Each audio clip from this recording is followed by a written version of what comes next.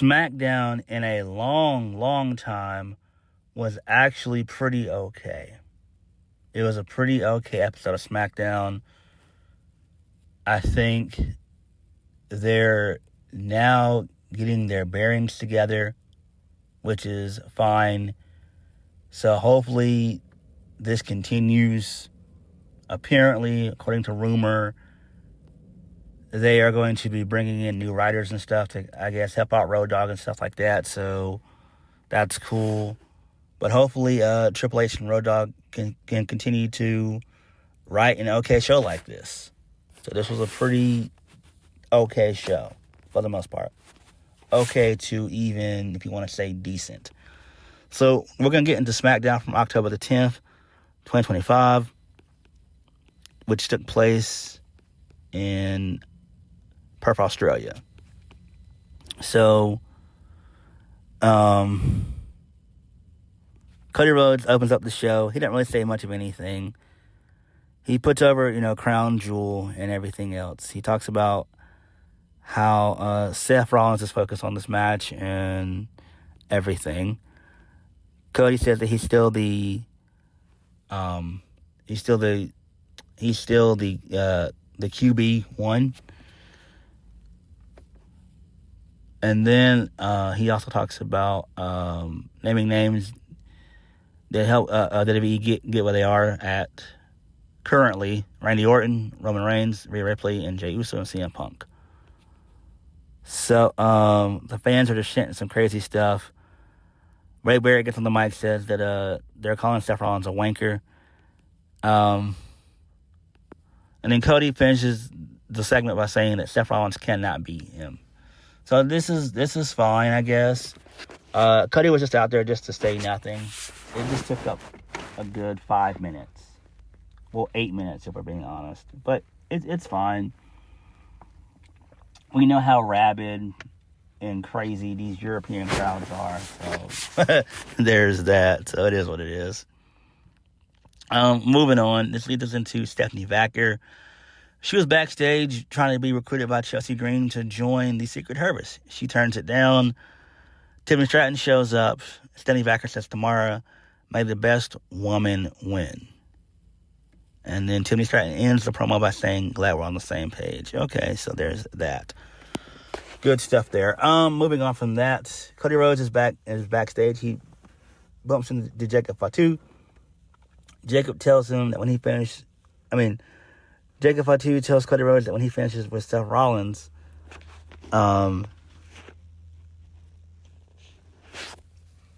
he might be the next one coming after Cody Rhodes' title. So he looks at the title, which is pretty cool. So that's a really good visual there. Cody leaves.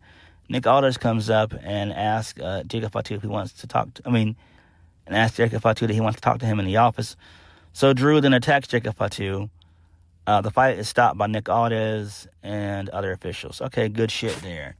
Moving on, this leads us into the first match of the night. Sami Zayn versus Shinsuke Nakamura, who has his original NXT Black and Gold theme back, which is good. This was for the U.S. Championship. It was a no contest because the MFTs showed up and they beat the shit out of both Nakamura and Sami Zayn. And so Tama Tonga is back. So they're back at full strength. They were decked out in their New Japan gear with the face paint. Really good stuff there. Gorillas of Destiny vibe. So Solo as MFT is finally complete. And I must say, it looked pretty cool.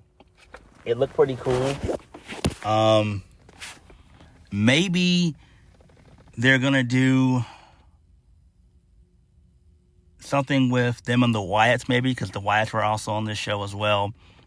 And they had an interaction with the MFTs. So good stuff there. I'm glad it was no contest. Nakamura has not been seen in like 2 or 3 months. Again, I did mention like 2 or 3 weeks ago that he did pop up.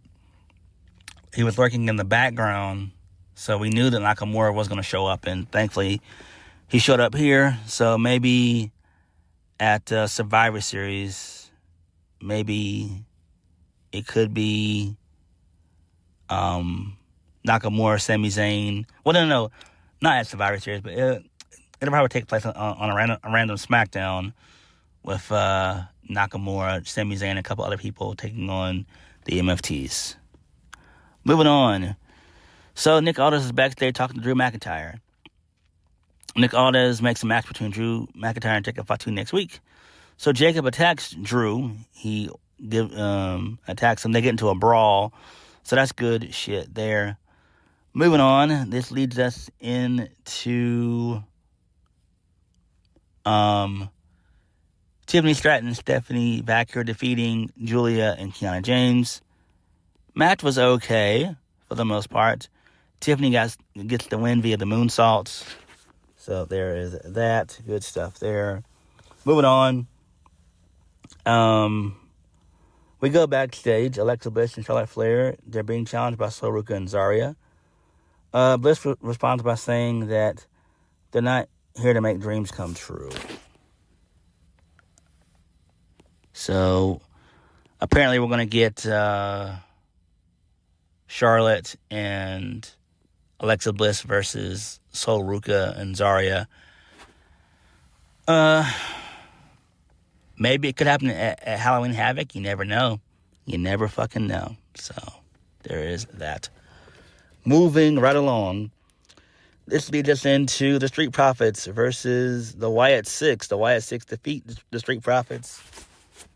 They still remain the tag team champions. They're not gonna lose because they're also working in AAA, which is good. So the MFTs, they show up. They have a little stare down and good stuff. So these Street Profits are officially done, more than likely. If WWE is going to do a draft, hopefully they'll do it either at the end of this month or in November. Maybe you just put Dawkins on Raw or whatever. Moving on, this leads us into The Miz. He was backstage with Kathy Kelly. He just talked about how he thought it was wrong that Carmelo Hayes turned on him. So Miz is the babyface in this situation. And this starts their feud. So I wish they would have done a 6th match on Crown Jewel, but they're still doing the lame 5 matches. I wish the Triple H would move away from that black and gold nonsense. Please move on. This is the main roster. We should be getting 7 matches for Crown Jewel. At least 7 matches. 5 matches, to me, is not enough. It's not. So it is what it is. But I am intrigued with The Miz and Carmelo Hayes. Can't wait to see how that feud progresses. Then, this leads us into the main event of the evening, which was a really good, solid TV main event, in which Aleister Black should be moving up the card now. He should really be in the main event scene now with this match. Aleister Black defeats Damien Priest in a really good last man standing match. Damien Priest hit not 1 but 2 Razor's Edge in this match. So towards the end of the match, they were brawling out in the crowd, and they got on top of some crates and stuff. They were brawling some more. Zelina Vega, she shows up out of nowhere. She's standing in front of Aleister, acting like a shield, trying to calm down Damien Priest. So then, out of nowhere, Aleister Black shoots a fireball into Damien Priest's face, and then he hits a black mass. Damien Priest crashes and burns through a table, and Aleister Black wins the last man standing match because Damien Priest is incapacitated and can't enter the referee's 10 count. So that's good there. I'm glad that Zelina Vega is actually being paired up with her real life husband, Aleister Black. Really good stuff there. Makes sense. This was a really good match. I thoroughly enjoyed it. Aleister Black winning was the right decision.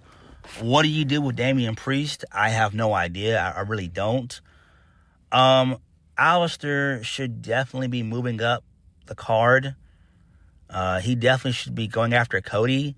Or, they should set him up for that eventually. And so just continue to build Aleister Black up. But this was a great way to do it. This is the best that Aleister Black looked in a while. And he's now getting his flowers. So really good stuff there. Again, this was a really good TV main event. And hopefully Aleister does move up the card. So Smackdown was pretty okay. I did like the Aleister Black, Damien Priest last man standing match. That's great. He needs to move up on the card. He really has proved himself. So hopefully Triple H gives him a good push. Cody was just useless on the show. He was just there just to promote it. So, whatever.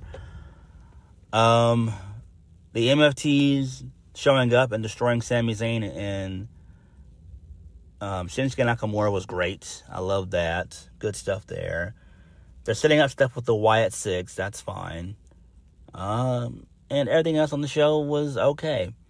So, good stuff overall. But what did you guys think of SmackDown? Like, comment, subscribe. Peace.